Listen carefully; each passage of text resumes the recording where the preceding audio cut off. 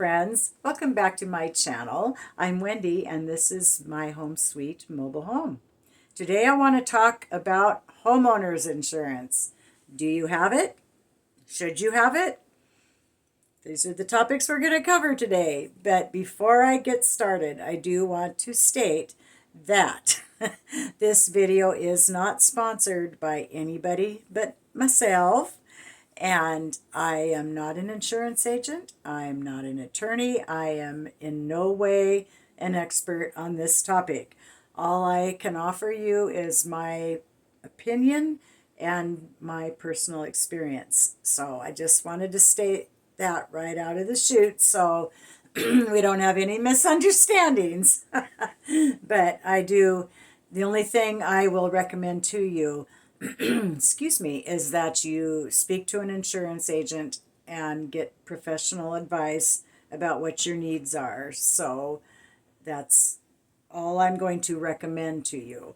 But I, the reason I want to talk about this with you today is I belong to a Facebook group that is mobile home related, and somebody posed the question on there the other day about home insurance for his mobile home. He said he has a 1970s model mobile home and he currently has it insured for $11,000. And he was saying, I was thinking about that. Why am I paying this for this old mobile home? Do I even need to have this? What do you guys think? So I'm like, oh, what do I think? Well, I'll be happy to tell you what I think. But excuse me. Oh, that's so annoying. Anyway,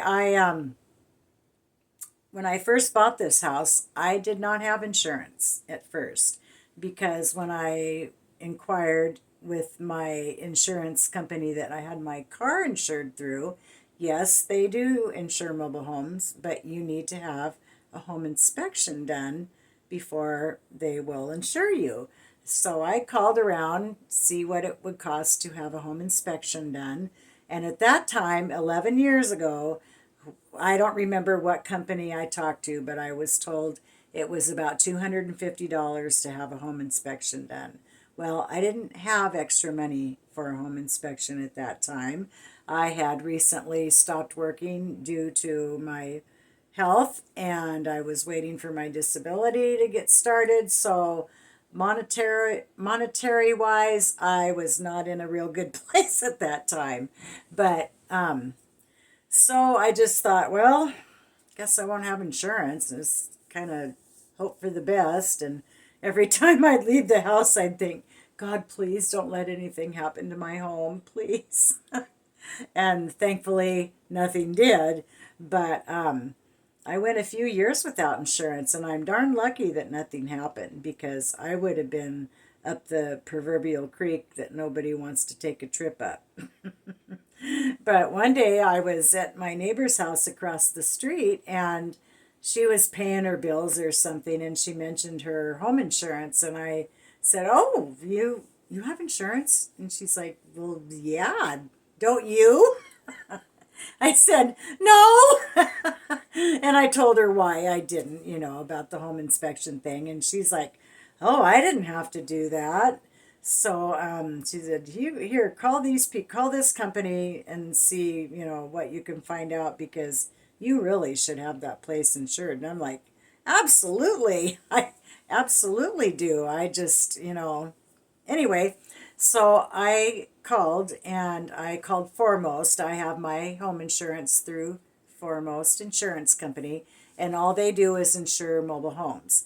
And I was afraid they wouldn't insure it because of the age, but they didn't even bat an eye at that. I don't think that really matters. That was my understanding. But like I said, you call and find out for yourself. I'm not advising you or anything. So, but so I did get my home insured, and I started out insuring it just for 10,000 because I wanted to see, what the payment was and just how that was going to affect my budget. So I went with that amount for a while, and then I did end up raising the coverage. But what I was going to say, that guy that inquired of our Facebook group if he needed to have insurance and if $11,000 was adequate. Well, you've got to think about something other than, there's more to it than just your home. You've got your personal liability if somebody gets injured on your property, or, your contents. If your home burns to the ground, well, yeah, you need to replace your home. So you need to make sure you're insured at replacement cost. But what about the contents? I don't know about anybody else, but if this place burnt to the ground, I would not be able to afford to go buy another mobile home, used or new, and I wouldn't be able to afford to furnish it with every little nitpicky thing item that you have in your home. Just your furniture, your clothes, that adds up to a lot of money. So those are things that need to be considered and kept in mind. But I did end up having a water leak. I know I've mentioned it on here before. I had a water leak that damaged my dining room floor, my bathroom floor, and part of my kitchen floor. So, and at the time I was only insured for $10,000, and I had a $500 deductible, but that 10,000 was barely enough to fix what needed to be fixed here from that water leak. So I was very fortunate that it wasn't a huge, gigantic problem, catastrophic, because $10,000 didn't pay for much. So, that's something you really need to take into consideration and talk to your insurance person about, and they can steer you in the direction you need to go as far as how much you need to insure your home for, structural wise, content wise, so on and so forth. But I did end up raising my coverage after that incident, because when I started thinking about, if this place, say burnt to the ground, God forbid, I would be living in my car. So I wanted to make sure I had enough coverage to replace the home, replace the contents, and whatever else needed to be done. But those are things that you need to keep in mind. I know insurance it can be expensive, but for me, what I have, it's not bad at all. I think right now, gosh, I can't remember what I raised my coverage to, and I should have looked that up before I got on here, but my payment is $83 a month. And there's a lot of factors they consider in determining that too. The age of the home, the condition of the home, the location of the home.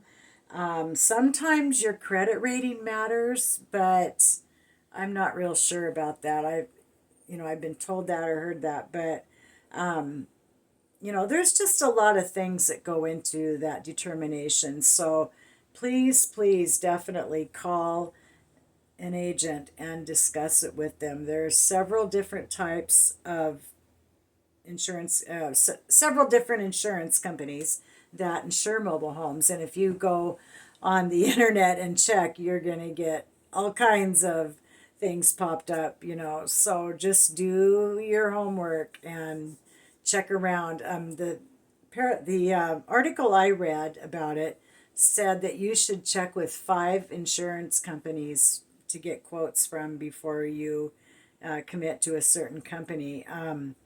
For myself, I probably wouldn't do that just because it'd be like, oh God, 5? Really? But I'm just kidding. But, definitely check around. But before you do, sit down and think about what you would want and need if something catastrophic were to happen. What do you think you would need to insure your contents for?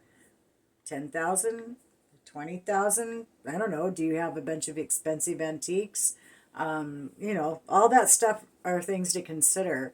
And another thing that I need to do this is take an inventory of your contents in your home. And if you have valuables, like if you do have valuable antiques and that, you might want to think about making a video of your possessions, because, do you have a bunch of expensive jewelry? Stuff like that. So those are all things you need to think about. But, I have a family member that, oh gosh, probably 10 years ago now, they lost their home to a house fire. Oh gosh, that was so awful. You hear of people, oh, so and so's house burnt down or that building burnt down. But when you actually have that happen in your family, to someone it is a very devastating thing to have happen. Man, that it was just awful.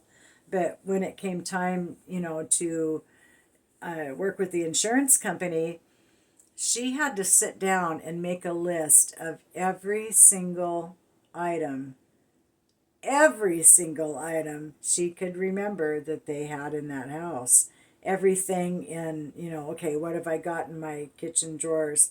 Okay, 7 dish towels, 4 spatulas, service for 8 silverware. I mean, when you sit down and try to think off the top of your head what is in each cupboard and drawer, and yeah, that gets very overwhelming. That's a lot of stuff. So, but it wouldn't hurt to have a list of your contents that you can make now when you're not under pressure, as opposed to having to do it when you are under pressure because your house got burned down and the insurance company is getting ready to pay out for you to go replace all your contents. So that is something that everybody should do. And I need to do that myself. I really do. I actually didn't really think about it until now. So I guess this video is benefiting me too. But those are just things that you need to think about. But I am a huge advocate of mobile home insurance, because if I wouldn't have had insurance when I had that leak, I would have been really sunk, because I couldn't have afforded all new flooring in my kitchen and dining room and the one bathroom, and there was all kinds of work that needed to be done here to make those repairs. So yeah, strongly recommend that you look into it if you do not have insurance. And another thing that I never thought about, but when I was online and looking into this topic before I did my video, they were talking about personal liability. If let's see, what was the example they used? If your if your next door neighbor comes over and has a slip and fall and breaks her hip on your front porch, and a claim is filed, your insurance company will pay her medical expenses up to a certain amount. That's what you need to look into when they're writing your policy, or your policy limits and what you want to have for things like that. But they also used an example of, if, let's see, how'd that go? If your kid's next door playing at the neighbor's house and they throw a ball and knock over her expensive Ming China vase and it shatters, and then the lady ends up slipping and falling on the glass shards, that they'd pay for replacing the expensive Ming vase and for the lady's injuries when she slipped and fell. Well, yeah, that's something to think about. But anyway, and one thing I kind of wondered about when I was reading this, if you have a house fire, God forbid, again, homes and mobile home parks can be, I mean, ours aren't really super close together at all, but they're close enough together that if this thing was a roaring inferno, it might damage the house next door, the mobile home next door. Then what? Who's going to pay for that? Their insurance or your insurance? Because it's your house fire. So I don't know how that works, and I hope I never have to find out, because I would hate to have that happen. But these are just all things you need to think about and make a list of your questions to talk so that when you do go talk to your insurance agent, you get your questions answered. So I'm so fortunate that the agency I use is right here in my little hometown, and they have just been so good to me over the years. I just love those guys so much. And even though this video isn't sponsored in any way, shape, or form, I do want to give a shout out for Foremost Insurance because they were absolutely wonderful to me when I had that claim filed for that water leak that damaged all my floors.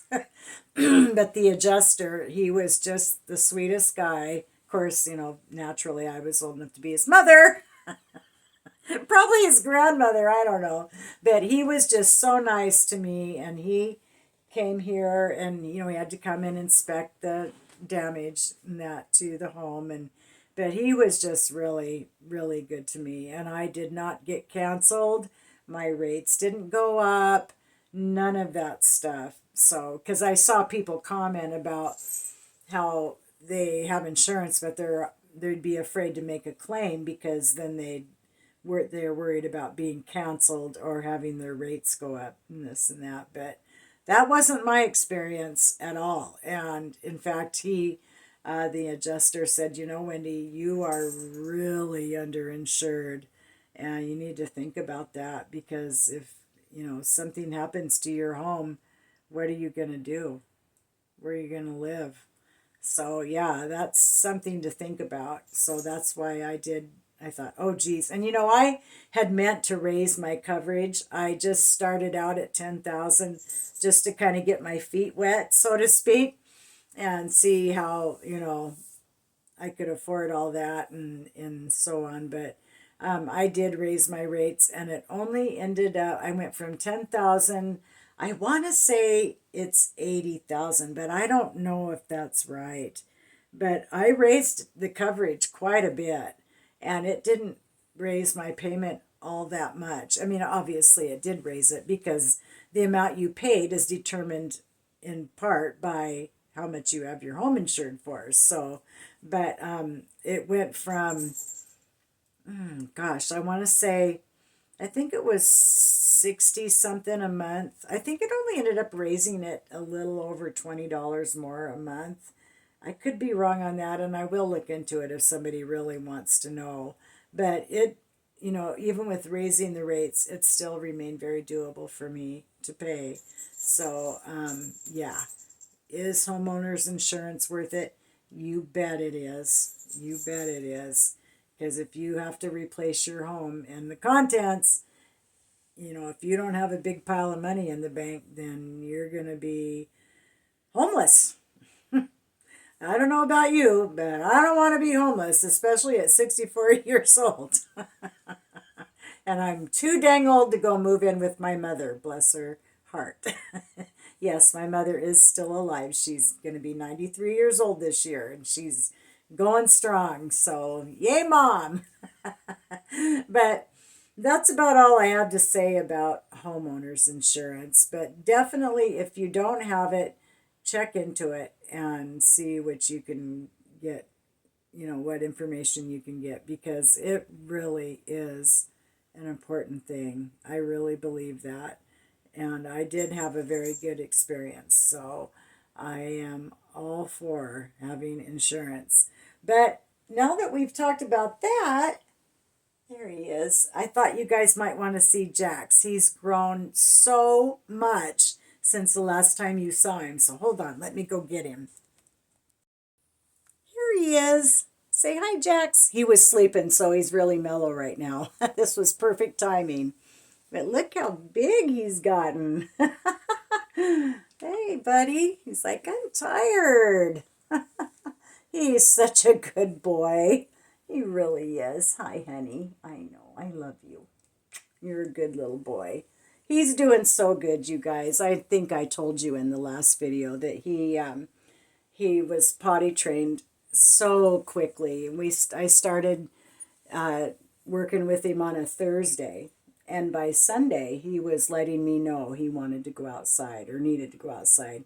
And we still have the occasional accident, or maybe it's an on purpose, but no, he's doing really, really good. And when he does have an accident, it's usually my fault because I don't get to him in time when he starts whining at me. If I'm in the middle of something, I've learned that you best be dropping what you're doing and getting him outside. But that doesn't happen very often. But he is just the best little dog. He is so darn smart. And he went to the vet last week, and he was just under 6 pounds, so he's doing pretty good and got all his shots, or some of them. He's got to go back and get some more here pretty soon. But he did really good, so yeah. There's Jax. Oh gosh. Oh man, you guys, I'll tell you, those first 2 weeks, they were an absolute nightmare. I I came real close to throwing in the towel and giving him to somebody because it was just awful. And when I had him at the vet asked me, he said, "Are you sure he's as old as you think he is, that you're saying he is?" And I said, "Well, all I know is what the gal I got him from told me. She said he was 8 weeks old when I got him. So by my estimation, he's this many weeks old." And he said, "Well," he said, "there's not really much we can do about that." He said, "But he said, honestly, he looks like he's younger than what you're being told that he is." He said, "But, it doesn't matter really." But anyway, so, I kind of wondered at the time because, like I said, those first 2 weeks were just, oh gosh, it was so awful. I'm glad I hung in there, though, because he is just really proved to be just a wonderful boy. But, I kind of wondered at the time if he should have been away from his mother yet because he was a handful, just oh man, the crying in the night, and he had an intestinal disturbance, so to speak. So that was constant. I was in the store one day and I had him in his carrier, and I was in line with a cart full of groceries, and he was being really good, and all of a sudden a smell wafted through the air. And I'm like, "Oh no, oh no." So I moved my cart over to the side and said, "I'll be right back." Had to run out to the car and get him. Oh, Lord. Anyway, I'm so glad those days are over, and now it's smooth sailing for the most part. He's a maniac when he gets wound up, but he does so good. He just sleeps through the night, and he's just a real joy to have around. So I'm so glad I didn't bail out on him. I wouldn't have done that, honestly. I couldn't have lived with myself if I would have done that. But the thought did cross my mind a couple times. Oh well. Anyway, that's about it for today. I hope that this was a helpful video for anybody that's wondering or thinking about insurance for their homes. So I just would encourage you to talk to a professional that can give you some really good advice about what you need, what your needs are. So I will see you next time. Thank you so much, you guys. Be safe. Bye-bye.